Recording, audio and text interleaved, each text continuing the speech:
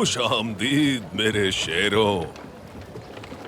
किलिच साहब, बताओ मुझे, क्या उस जालिम और बर्बर पोसाइडन को जहन्नुम वासिल कर दिया तुम लोगों ने? हाँ, समंदर में गर्क कर दिया उसे, मगर आखिरी सांसें लेते हुए उसे अपनी आंखों से नहीं देख सका। हाँ, मैं जानता था, ये जानता था कि तुम उसे अंजाम तक पहुंचा कर ही लौटोगे।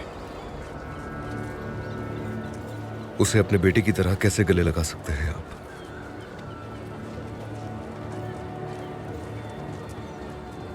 मुझे कब आखिरी बार गले लगाया था आपने? नहीं जानता मैं।